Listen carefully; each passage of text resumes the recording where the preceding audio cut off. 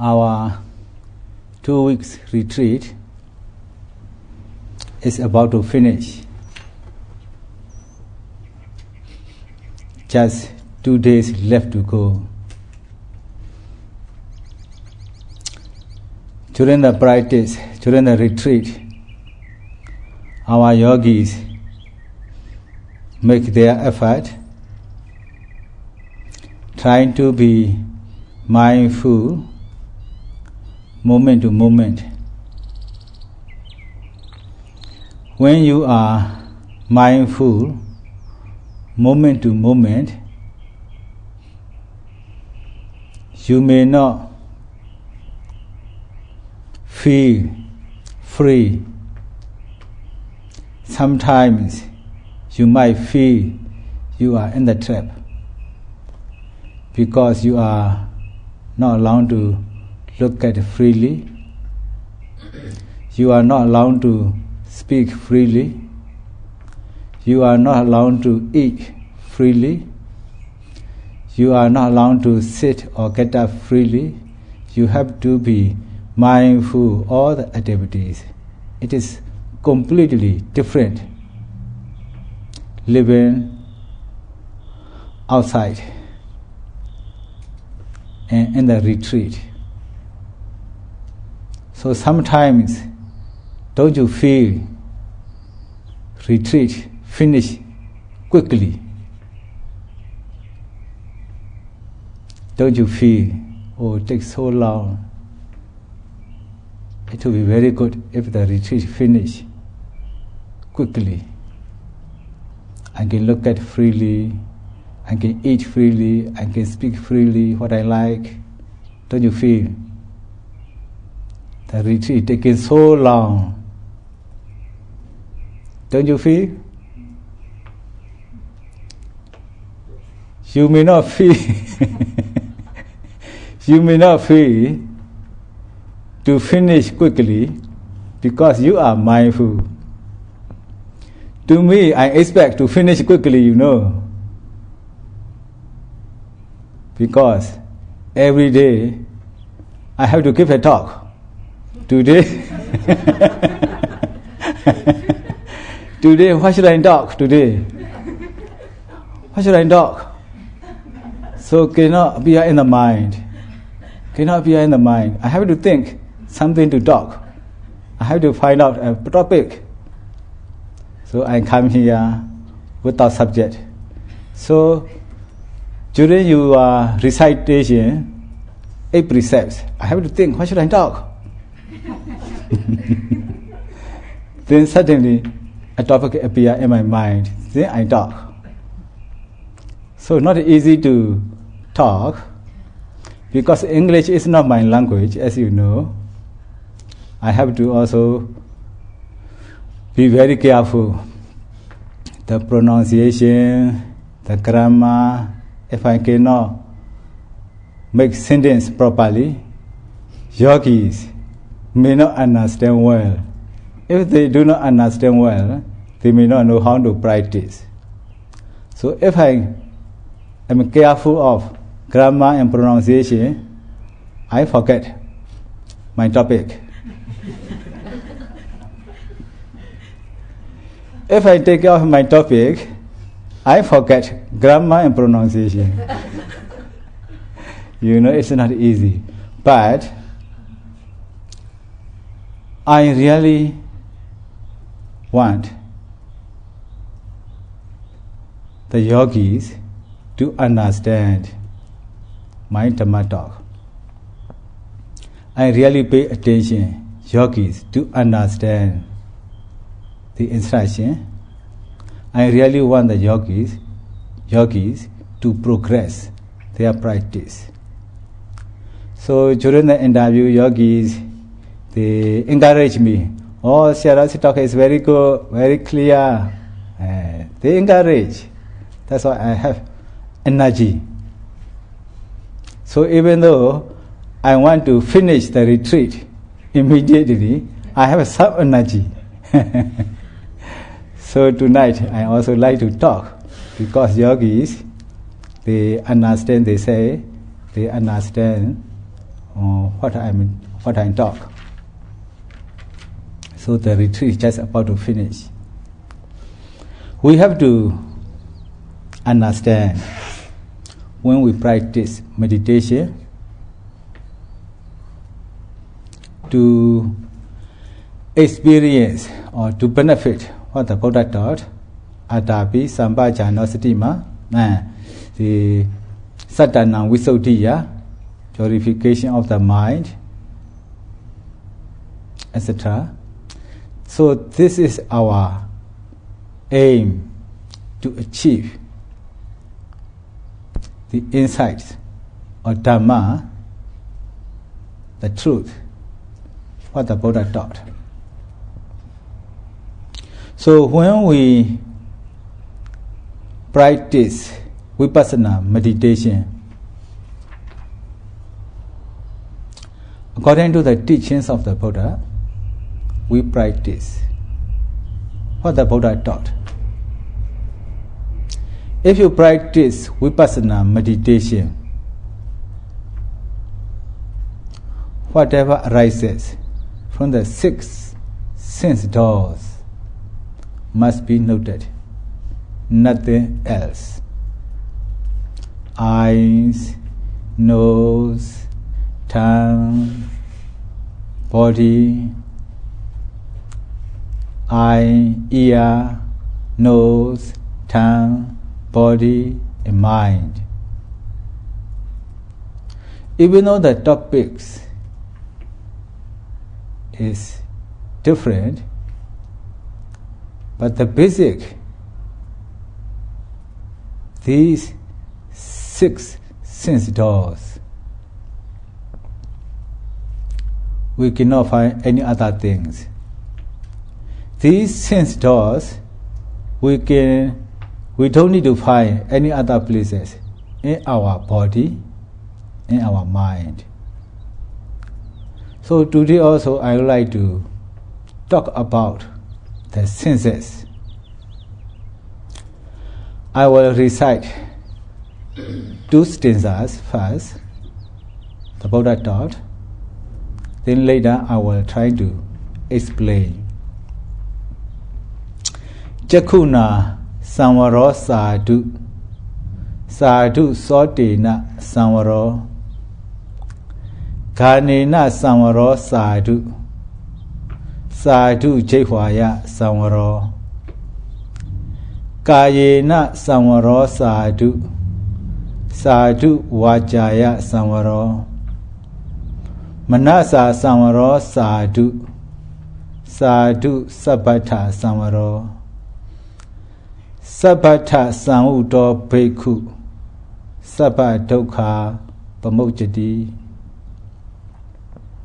The Buddha uttered these 2 stanzas because 5 bhikkhus practiced different objects. Each of them practiced different ways. A bhikkhu, he was more careful about eyes. Another bhikkhu, he was mindful on the ear. Then third bhikkhu was mindful on the nose. A bhikkhu was mindful on his tongue. Then last bhikkhu, the 5th bhikkhu, was mindful on the body. Then they thought what they practiced was so difficult to control, so difficult to restrain. That's why when they met all together, they discussed what they practiced. Then argument arose among the 5 bhikkhus. A bhikkhu who practiced the on the seeing said,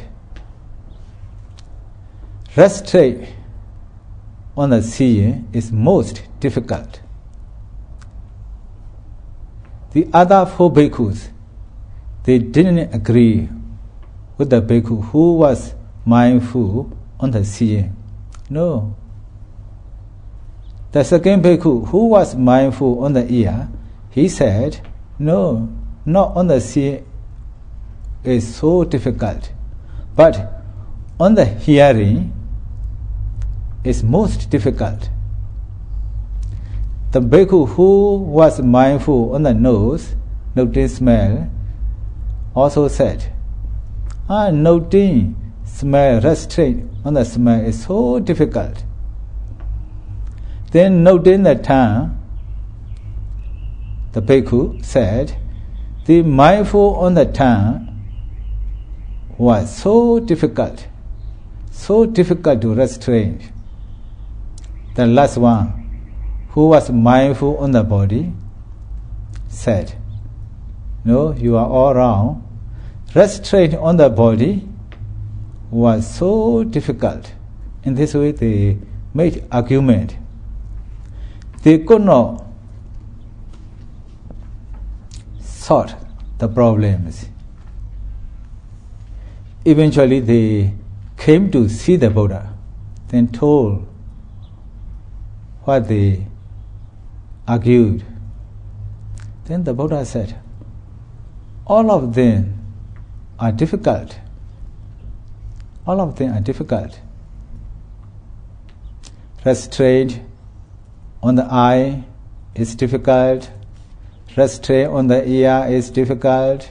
Restraint on the nose is difficult. Restraint on the tongue is difficult. Restraint on the body is difficult. Is that true? What do you think, our yogis? All of them are difficult.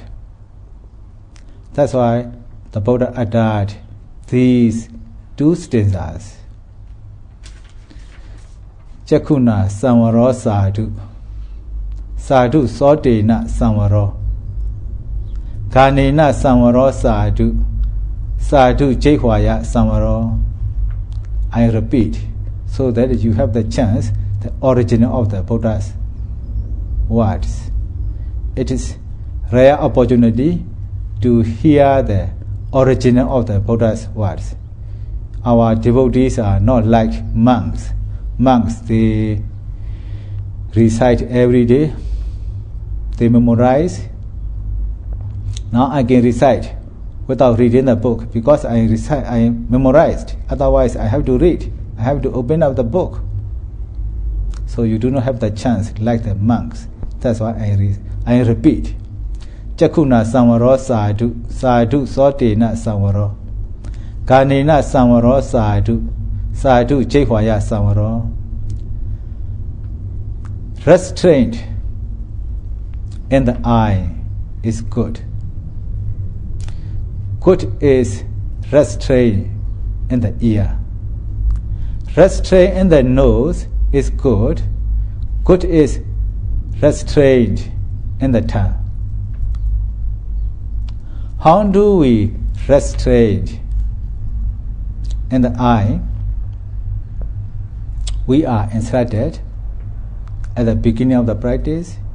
If we see something or somebody, note, seeing. Whatever we see in our eyes, when we look at somewhere, we have to note looking or seeing.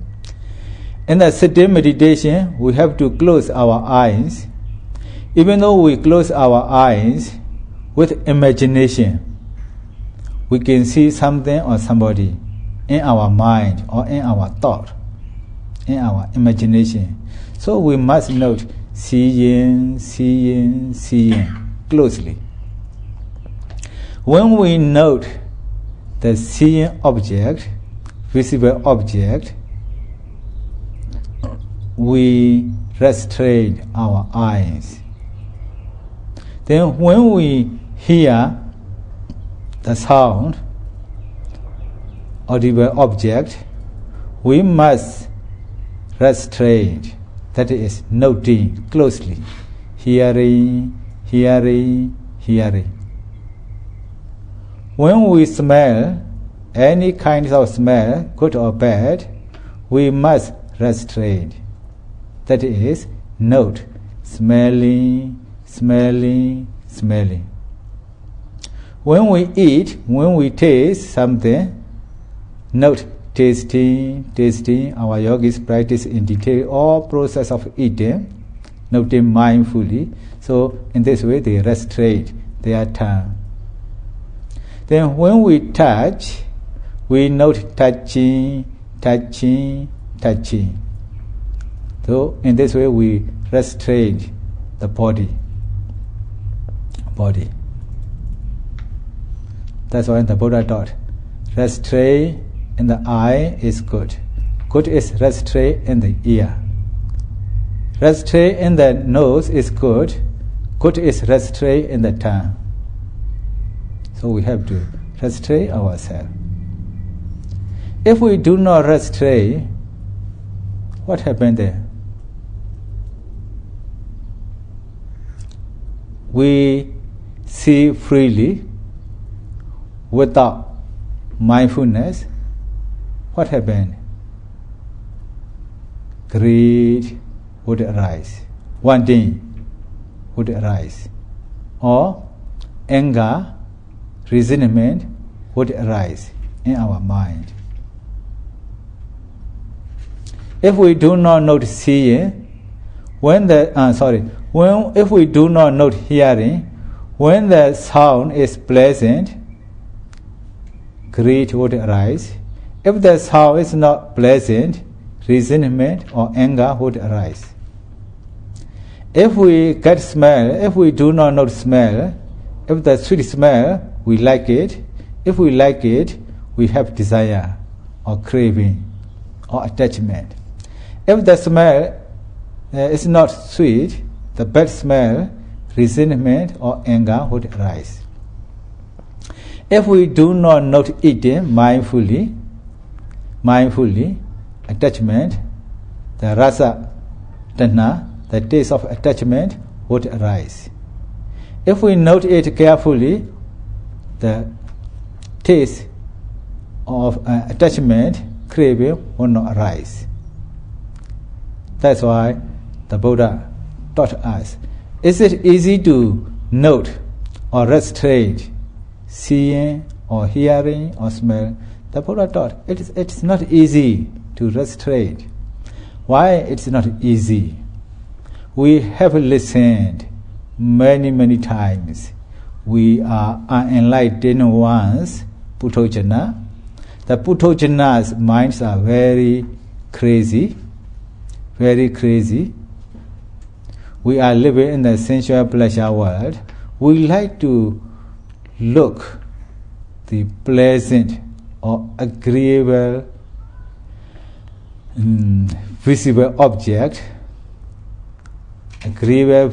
object or pleasant objects. We like to see freely. Then we like to listen the pleasant sounds of voice freely. We like to smell freely, good smell. We like to taste freely. We like to touch freely the tangible object. This is our unenlightened one's nature. But we do not have such a craving or longing whatever we see. So let's say when you look at a tree, when you see a tree, what do you feel? Any attachment rises in your mind? No, because this is just a tree. If you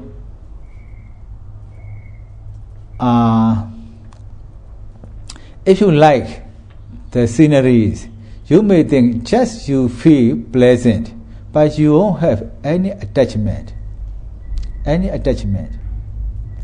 If you see some other things, when you go to the mall or shopping center, you see so many things. Some of them you may like it, attract your mind, but you may not have any attachment, any sensual desire.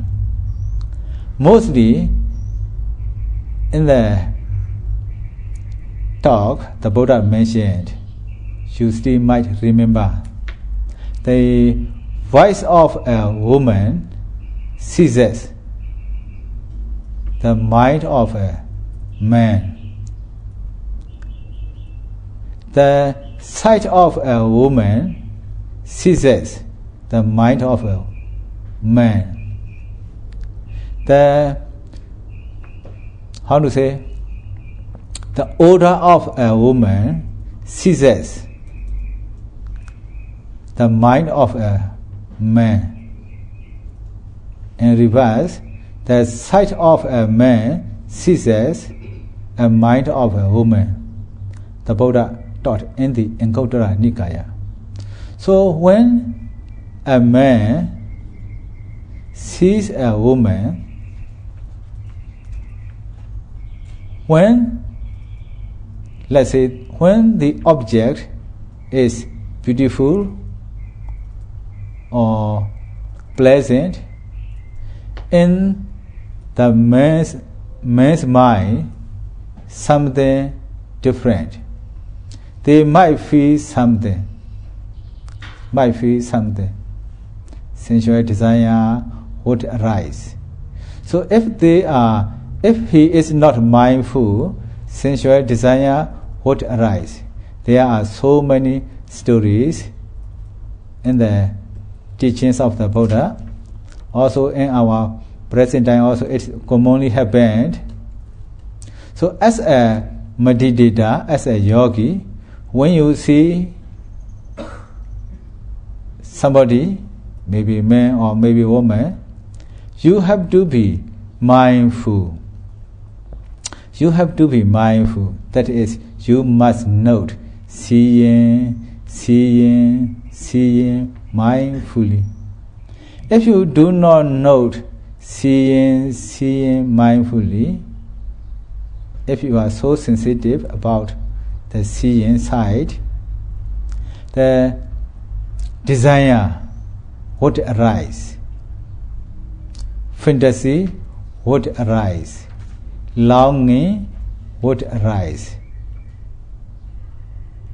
affectionate feeling would arise, because you are not mindful.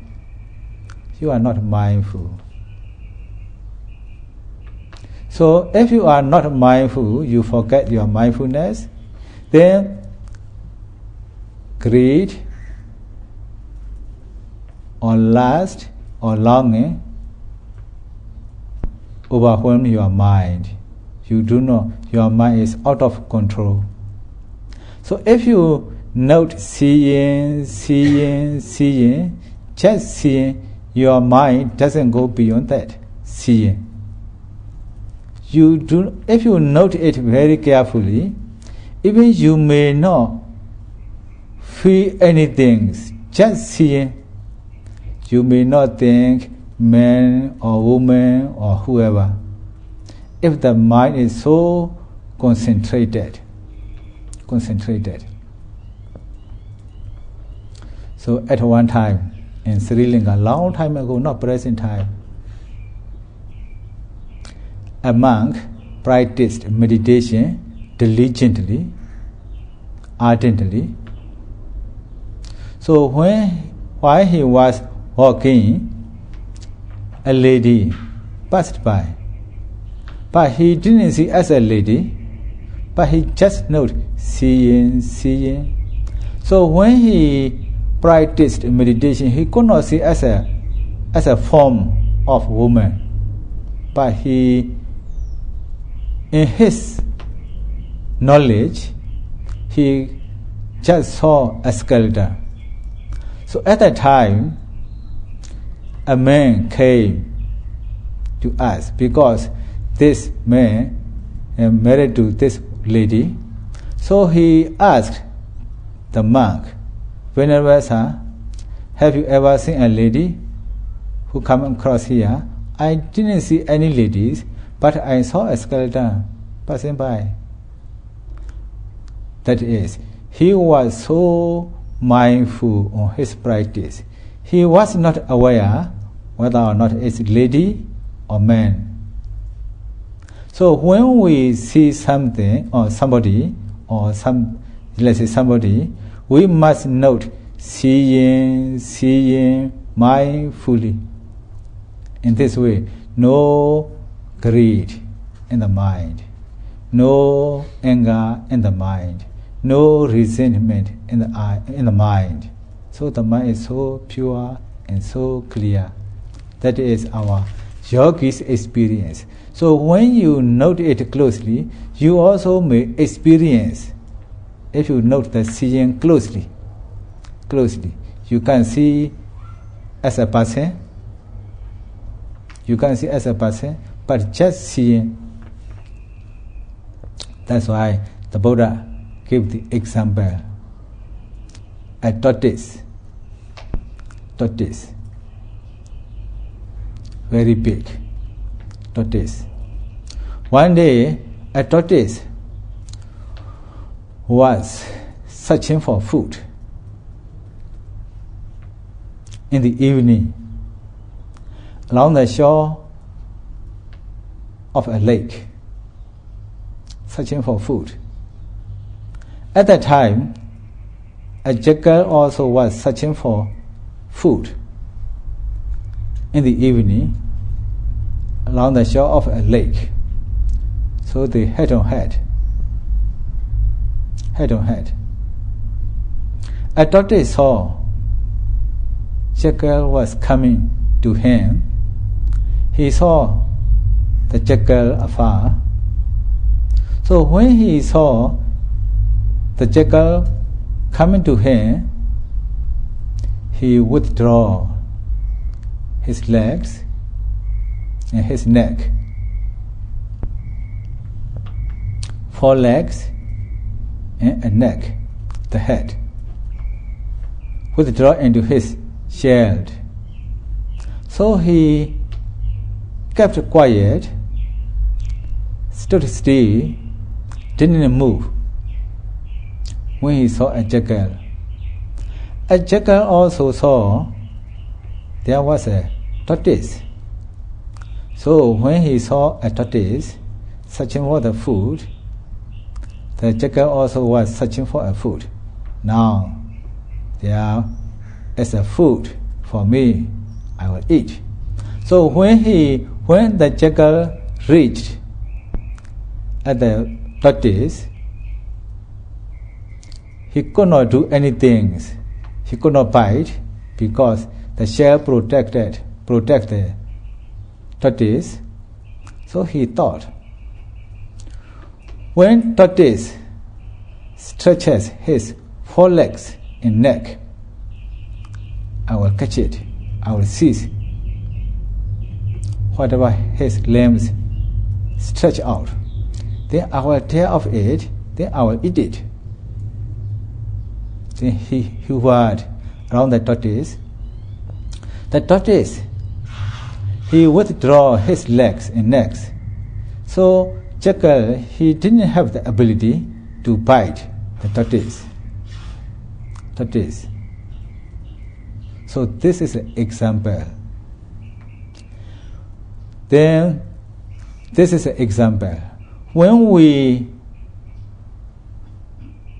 practice vipassana meditation, we have to restrain our eyes, we have to restrain our ear, we have to restrain our nose, we have to restrain our tongue, we have to restrain our body. Note it. So if we are unable to restrain our eyes and ear and tongue, and body, kilesa, while occupying our mind. While occupying our mind. So this is the example the Buddha taught us with the tortoise. So when, in the same way, when we hear the sound, we must note hearing, hearing, hearing. When we smell, note smelling, smelling, smelling. When we eat, note eating, eating, eating. Then body, note. Then kayena samvaro sadhu. Sadhu vajaya samvaro. Sadhu vajaya samvaro. Manasa samvaro sadhu. Sadhu sappatha samvaro. Restraint in body is good. Good is restraint in speech. Restraint in mind is good. Restraint is good in all the senses. All the senses. Not only one sense. The Buddha said, restraint is good, all the senses. The Buddha taught. Not only the eye, noting, seeing, also must note hearing, must note smelling, must note tasting, must note the body. Body is now you know the rising, falling, sitting, touching, sitting, touching. Then restraint in speech. We practitioners are not allowed to speak unnecessarily. We must restrain. But didn't mention restraint in writing. But we also must restrain in writing. And during the practice, we should not write so many things. Just write a note unless you forget. If you write something in the book, you have to think today what happened. You think of it, then you write. You spend writing your time, then you lost mindfulness at the moment. That's why we should not write too much during the practice, not only in the speech. Then we have to restrain our mind. Our mind. One day, at the Buddha's time, a young man, he offered food to the bhikkhu. Then, associating with the bhikkhu, a monk, he wanted to be a bhikkhu. When he ordained as a bhikkhu, then he asked, what should I do to practice meditation? The monk told him to learn Vinaya, the Vinaya rule for monks. Then after that, learn suttas, then learn abhidhammas. Oh, so many things to do that. So many things. Then I will disrobe. So many things, I can't do that. So when the Buddha knew, only you just maintain your mind, try to be mindful. Oh, that is easy to restrain the mind. So if we cannot do anything, noting, seeing or hearing, trying to be mindful ourselves, trying to restrain our mind. So, but here we note all of things, noting, seeing, noting, hearing, noting, smelling, noting, eating, then body. All of them we note. Here I would like to explain, according to our yogis' experience, when we note rising, falling, we could feel and the rising and falling. Inflates or deflates, and the rising and falling. So we can see quite clearly because it is motion in the abdomen. Even though it is so quite difficult to follow the movement closely, if you are mindful, if you watch it closely, you could feel the movement. There is motion in my abdomen. When you note sitting and touching, as you pay close attention to your abdomen, you must pay close attention to your sitting and touching, not just simply note sitting and touching. As you know the motion in your abdomen, you also should know, you should notice something in your touching and sitting. So note it very closely. When you note it closely, you might notice in the sitting and in the touching. If you note it closely. If you do not note it closely, you do not notice anything in the sitting and in the touching. So, if you really want to know something in the sitting and touching, pay close attention in the sitting and touching. What you would notice in the sitting and touching?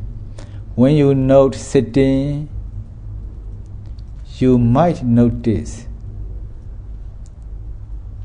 maybe stiffness in your body, maybe hardness in your body. You might notice, oh, when I note sitting, I notice something, stiffness in my body or hardness in my body. When I note touching, I notice hardness in the touching area or pulsating in the touching point. I notice. Because why you notice it? Because you note it closely. This is the things you have to understand. Because I just remind yogis, when they report sitting and touching, they do not mention what they notice. They could explain in the abdomen. When they know the rising, falling, they could see, and they could see this and that. But they seldom mentioned in the sitting and touching. They just mention, oh, I know the sitting and touching. So you have to understand this kind of things. But do not search for anything. Do not expect anything. Do not expect anything. What we are told, just bear mindfulness.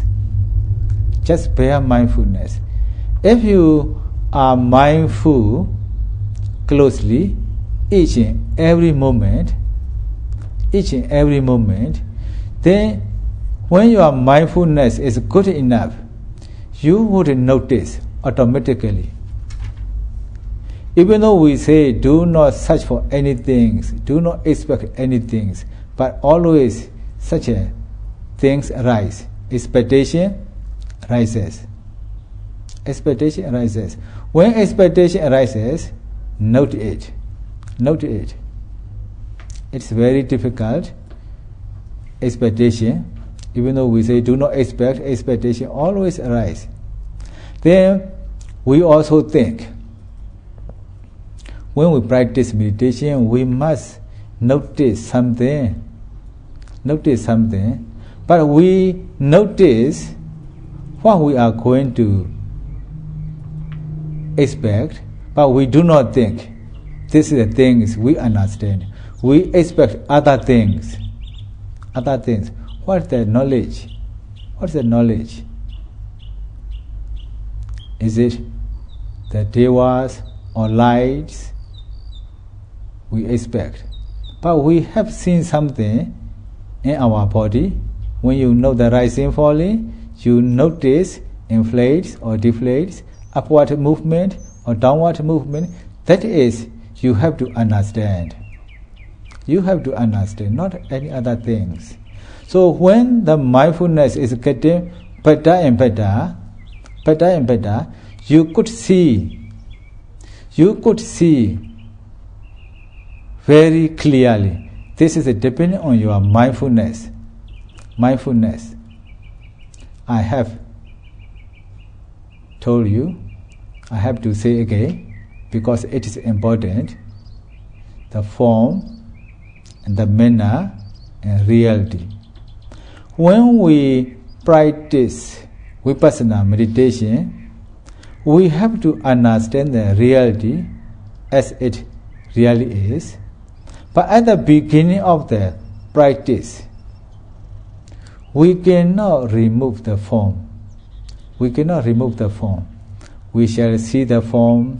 At the same time, we also notice the reality. Let's say, noting rising, falling. I note it closely. Then I notice my abdomen goes up, my abdomen goes down.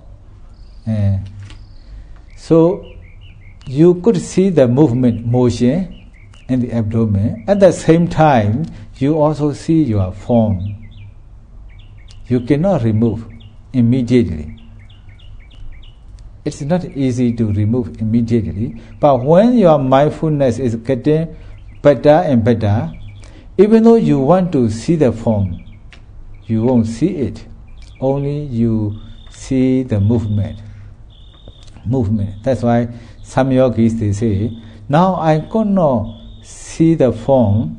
I don't know what happened. At the beginning of the practice, I could follow the movement closely. Now I could feel the movement. So don't force yourself to appear the movement. Don't appear. Some yogis, they say, when they are noting the rising and falling, the rising and falling become shallow and soft and gentle. Then they make to be clear. They force breathing. We should not force breathing heavily. Just let it be. Try be a natural. We should not make. At the beginning of the practice, our effort is weak. Our mindfulness is weak. That's why we must pay close attention. We must put forth effort to be able to follow the movement closely. Now, when your mindfulness is getting better and better, then you don't need to put so much effort. Just you know the rising, falling, then you can catch it. Then you can follow, rhythmically. Rise and fall, back and forth, you could note. Then when the mind goes off, you can catch it, then you note it. You note it.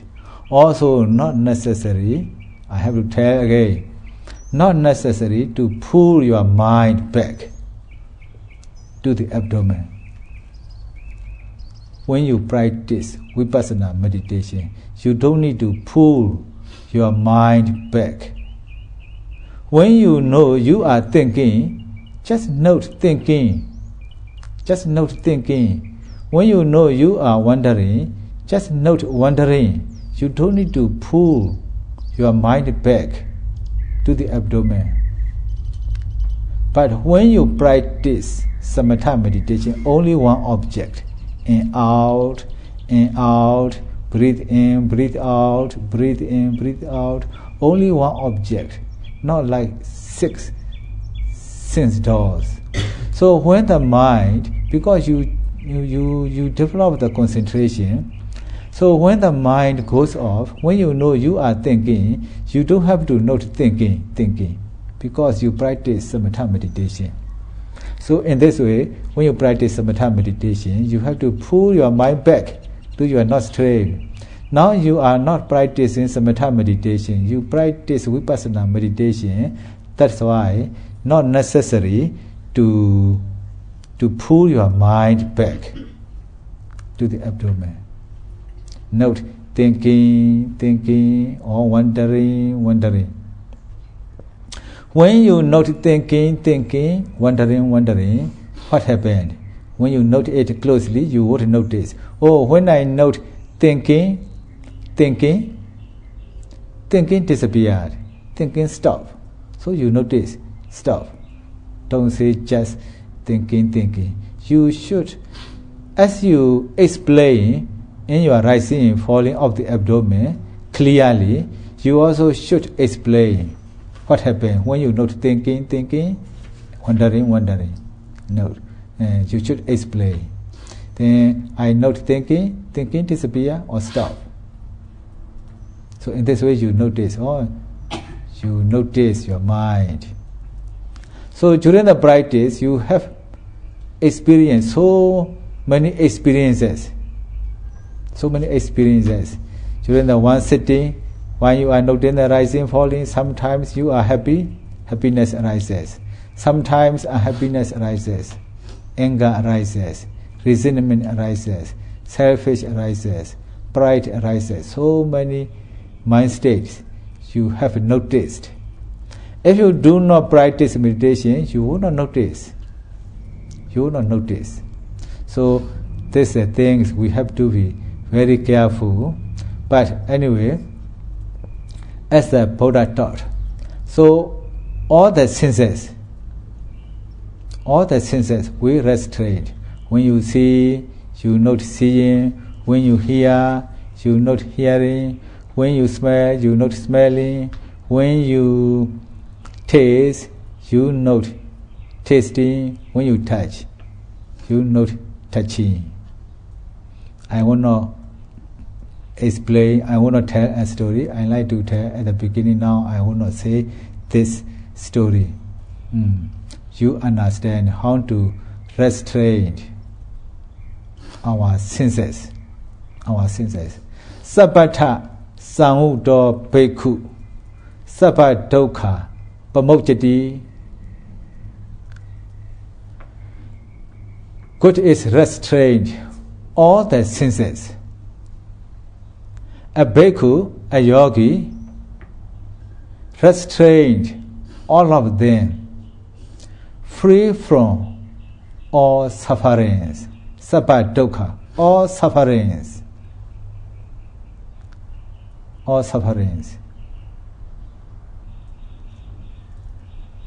Practice in this way, all suffering, overcome all suffering, free from all sufferings.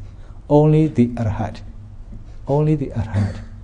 If we attain the first enlightenment, Sotapaddi fruition, we do not freedom yet, because we still have the defilement. Just attain once returner, still we have defilement. The attainment of anagami, non-returner, still have the defilement. Attained enlightenment, the arhatahood, or no more defilements. In this way we free from all sufferings. Sabba dukkha, all sufferings. That's why this practice is very good. Practice vipassana meditation. Some yogis also they ask something like, Sayadaw, I have practiced rising and falling. What should I do now? Something like the lesson in a school. No, not like that. So the basic object is the rising and falling. You have to practice. Whenever you practice Satipatthana meditation, you have to practice all the senses. Rising, falling, sitting, touching, seeing, hearing, everything. In this way, you can attain enlightenment. Then when you attain first enlightenment, what should you do? You still have to practice these five aggregates, all the senses you have to note. Then you can attain Sakadagami, once returner. Then you attain Sakadagami, what should you do? You still have to note all the five aggregates, all the senses. Then you attain Anagami, non-returner. then you attain arhatahood. So you still have to practice the 5 aggregates in all senses. What I say like this in the Silawanta Sutta. The Ashimaha Kutika Mahathera and Sariputta, they discussed. Kutika Thera Mahathera asked Sariputta Thera, if a person who has morality, what he or she should do? Or practice on the 5 aggregates to understand as it really is, nature, dukkha, anatta. In this way, he attained Sotapaddi fruition. Yes, why you say a person attained Sotapaddi fruition, then what he should do? Or practice the 5 aggregates. Then he attain Sakadagami fruition. Yes, he attained Sakadagami fruition. What he should do? Practice this 4 of the 5 aggregates. The Sariputta Thera said. So, according to this sutta, whenever we practice meditation, the 4 foundations of mindfulness, our main object is the rising and falling of the abdomen. When you sit down, you have to note rising, falling, note. So later, whatever arises in the body, you have to note. Not like lesson study in a school. So note rising, falling. You may get bored. If you get bored, note boring, note everything. In this way, what the Buddha taught, we can experience insight knowledges, mind and matter, cause and effect, understand the 3 characteristics clearly, then rising and fading away nature, insight knowledge we can experience. Now our yogis also have experienced some quality of insight knowledge, mind and matter, distinguish mind and matter clearly, noting the rising and falling, noting the sitting and touching, noting the right step and left step. Our yogis have experienced. I will try to explain tomorrow, not today. So at the before end of retreat, I try to explain how yogis experience insight knowledge, not all, just roughly a few knowledges. So tomorrow I will try to explain. Today is enough. May you be well and happy. May you be able to practice meditation ardently and energetically. Then may you understand the dhamma clearly as they really are.